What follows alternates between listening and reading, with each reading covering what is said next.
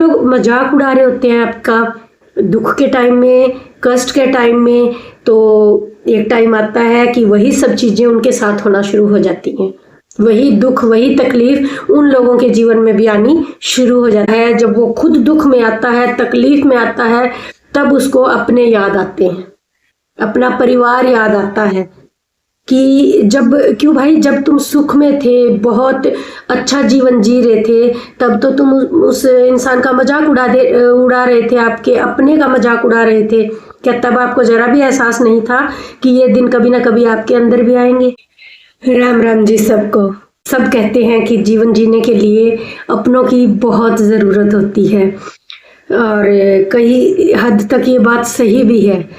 But अपने किस काम के, जो हमेशा आपको नीचे गिरता हुआ देखना पसंद करें, आपको दुखों में घिरे हुए देखना पसंद करें, आप किसी कष्ट में हो, तकलीफ में हो, तो वो सिर्फ और सिर्फ आपका मजाक उड़ाए।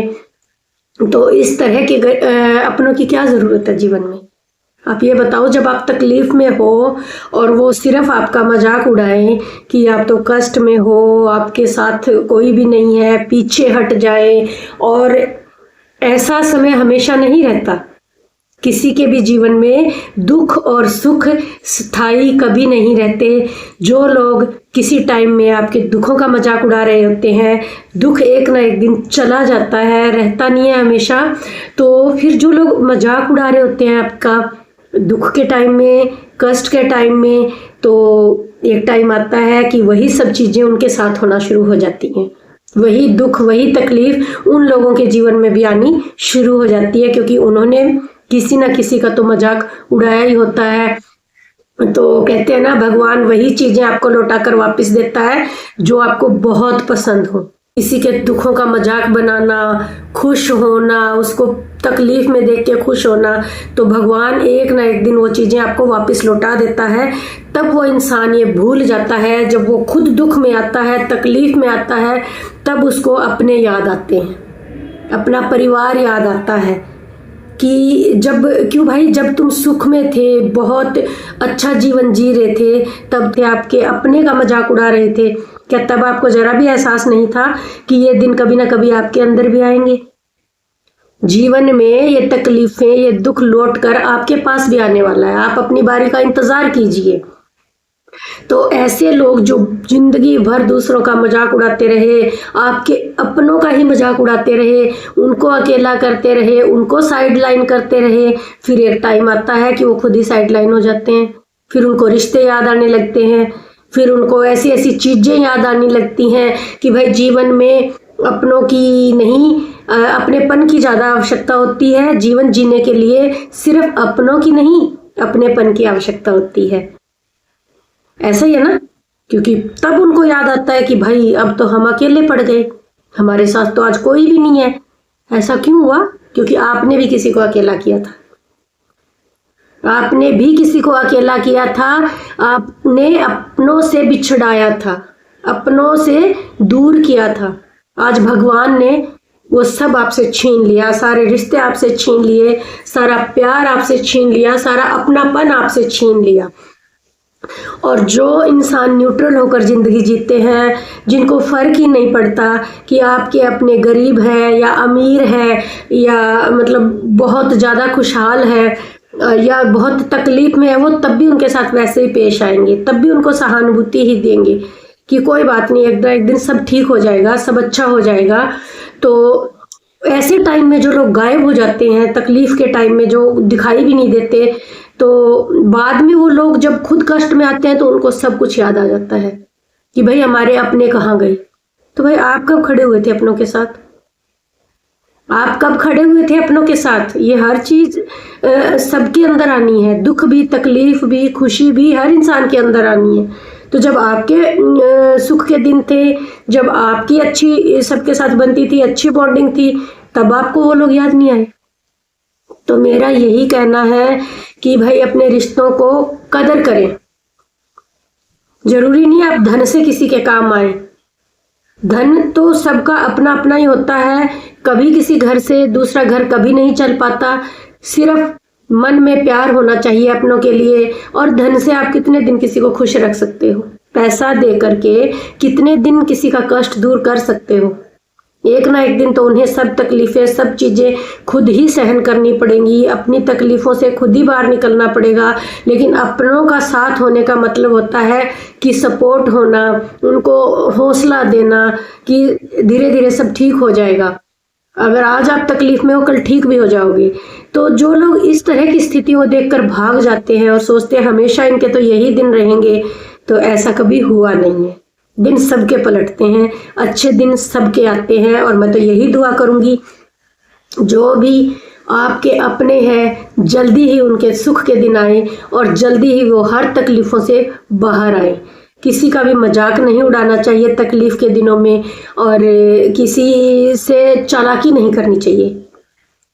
चालाकी एक धोखा होता है जो आप अपनों को दे रहे होते हो। जब आप अपनों को वो चालाकी, वो धोखा अपनों के साथ कर रहे होते हो ना, तो आपके साथ भी आती हैं ये चीजें। तो इस तरह की चालाकियों से बचना चाहिए। आप अपने कीमती रिश्तों को खो देते हो। अपनी होशियारी, अपनी चालाकी के दम पर अपने रिश्तों को हमेशा के लिए खो देते हो, और आने वाले टाइम में आप अपने बच्चों से भी वो सारे रिश्ते छीन लेते हो अपनी चालाकी, अपनी होशियारी और अपने धोखेबाजी के दम पर। सिर्फ आप अपना ही नुकसान नहीं कर रहे होते, उन मासूम बच्चों से भी उनके सारे रिश्ते छीन रहे होते हो कहीं ना कहीं। तो भाई ऐसा कभी मत कीजिए। ऐसी चीजें अपने बच्चों के दिमाग में भी कभी मत भरिए, क्योंकि उन बच्चों का जीवन बहुत अकेला हो जाता है अपनों के बिना। वो हर अपने को याद करते हैं। और भगवान ना करे कोई भी इस तरह की नफरत करना सीख जाए, बच्चे सीख जाए, और आगे आने वाले टाइम में उनका जीवन भी ऐसे बीते जैसे आप लोगों का बीत रहा है, अकेलेपन में। तो भाई अकेलापन कोई इच्छा से नहीं लाता। कुछ अपने होते हैं जो उनसे धोखेबाजी करते हैं, उनसे चालाकियां करते हैं, फिर वो अकेले हो जाते हैं। तो फिर वही चीजें पलट के जब आपके पास आती हैं तो आपको बहुत दुख होता है। तो भाई मैं तो यही दुआ करूंगी आपका भी, जिन्होंने लोगों से धोखा किया, चालाकियां की, भगवान उनके भी अच्छे दिन लाए। और नादानी में ही किया हो या किसी भी तरह की गलत फहमियों में आके किया हो, तो भाई इस तरह की चालाकियां अपनों के साथ तो मत ही किया कीजिए। एक टाइम के बाद धीरे धीरे करके सबको चले जाना है, और यहाँ सिर्फ और सिर्फ पछतावा बाकी रह जाएगा कि हमने अपने को कैसे अपने से दूर कर दिया, या अपनों के प्रति कितना नफरत भर ली अपने दिमाग में। तो ये सब कभी नहीं करना चाहिए। कुछ ऐसे इंसिडेंट हो जाते हैं जीवन में, कुछ ऐसी चीजें हो जाती हैं चाहे अनचाहे। कुछ लोगों से गलती में हो जाती हैं, और कुछ लोग इंटेंशनली करते हैं। जो जानबूझ के करते हैं वो तो माफी के लायक होती ही नहीं है। लेकिन किसी लोगों से जाने अनजाने ऐसी चीजें हो जाती हैं जिनको पता भी नहीं चलता कि हमसे क्या हो गया, और फिर लोग उनकी चीजों की गांठ बांध के बैठ जाते हैं। तो भाई ये कोई अच्छी बात तो है नहीं। मैं तो यही कहूंगी भाई, हर किसी को माफ करना सीखिए। और माफी सबसे बड़ा पुण्य होता है कि आप किसी चीज की गांठ बांध के रखो, बहुत सालों के बाद पता चले कि भाई ये चीज तो एग्जिस्ट ही नहीं करती थी, इन चीजों को लेके आपने अपने आपस के रिश्ते खराब कर लिए, इससे तो कोई फायदा ही नहीं है। तो जब भी आप मिलो आपस में वार्म वेलकम के साथ मिलो। अगर कोई चालाक इंसान भी आपकी रिश्तेदार है, आपका अपना है, तो भी उनसे बहुत प्यार से मिलो और उनको उनकी चालाकियों के साथ जीने दो। तो शायद उनका यही तरीका है जिंदगी जीने का, लेकिन आपको उनसे किसी तरह की कोई नफरत नहीं करनी चाहिए। मेरा तो यही मानना है।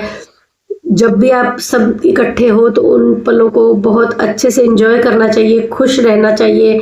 और होता है दुख, कई चीज़ें ऐसी हो जाती हैं, परेशानी हो जाती है, बड़ा गुस्सा भी आता है और तकलीफ भी होती है उस तरह की चीज़ों से, लेकिन कुछ समय के बाद उन चीज़ों को भुला देना चाहिए और आगे बढ़ना चाहिए।